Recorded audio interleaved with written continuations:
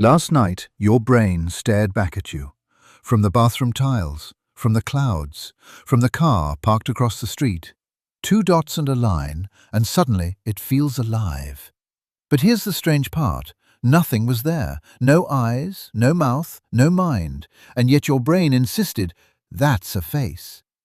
Why would evolution give you a hallucination feature? Why are we wired to see people in power sockets? Why does a burnt piece of toast sometimes look like it's judging you? To understand this, we have to go back 200,000 years, back to when missing a face could mean death.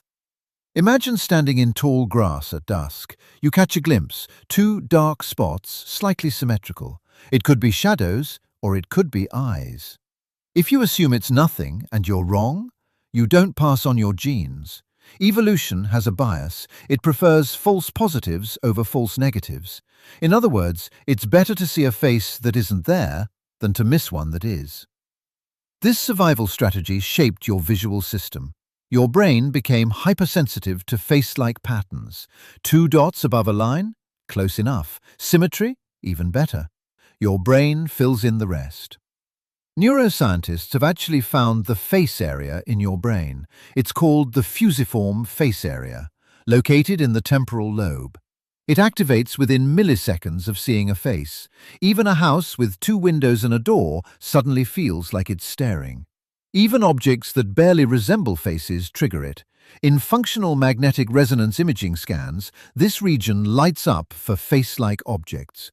Your brain reacts before you consciously decide. It's automatic, instant, unavoidable. In 2014, a study showed something fascinating. Participants were shown random objects that vaguely resembled faces.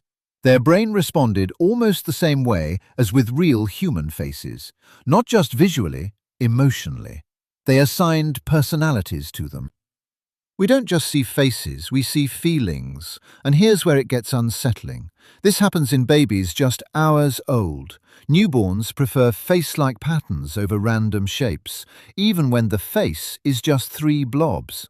That preference appears almost immediately after birth, which suggests it isn't learned. It's built-in, hardwired, pre-installed survival software. It's called pareidolia, from Greek roots meaning beyond form, seeing meaning where there is none. Faces in clouds, faces on Mars, faces in burnt toast. But pareidolia isn't a glitch, it's a feature. Your brain is a prediction machine. It doesn't passively receive reality, it actively guesses what it's looking at, based on past experience, based on probabilities, based on survival value. And faces are the most important pattern of all, because faces mean intention. Intention means safety or danger. So your brain chooses to over-detect them. Here's another twist. The faster you recognize faces, the more socially successful you tend to be. Humans evolved as hypersocial creatures. Reading expressions meant reading minds. Who's angry? Who's lying? Who's interested? Who's a threat? Seeing faces quickly became social superpower, and sometimes superpowers overshoot. But there's a deeper layer. When you see a face in something, you momentarily attribute consciousness to it. You treat it like an agent, a someone, instead of a something. This same mechanism may explain why humans historically saw spirits in storms, gods in the sky, watchers in the shadows. Your brain would rather imagine a mind than accept randomness, because randomness is harder to predict. A face implies intention. Intention can be negotiated with, appeased, understood. Chaos cannot. So your brain humanizes the world. It gives the void a pair of eyes. It puts a face on uncertainty, and suddenly the unknown feels familiar. But here's the most fascinating part. You cannot unsee a face once detected. The recognition locks in. Your brain commits to the interpretation, even when you know it's just a toaster. Knowledge doesn't override perception, it coexists with it. You see the object, and you see the face at the same time. Artificial intelligence struggles with this. Early facial recognition systems failed with minimal cues. Humans need almost nothing. Your brain runs facial detection on low-resolution mode, fast, efficient, energy-saving. Evolution loves efficiency. Interestingly, people who are lonely tend to experience pareidolia more strongly. Some studies suggest heightened sensitivity to social cues. The brain searches harder for connection, even where none exists. It's as if your mind whispers, "If I can't find company, I'll create it."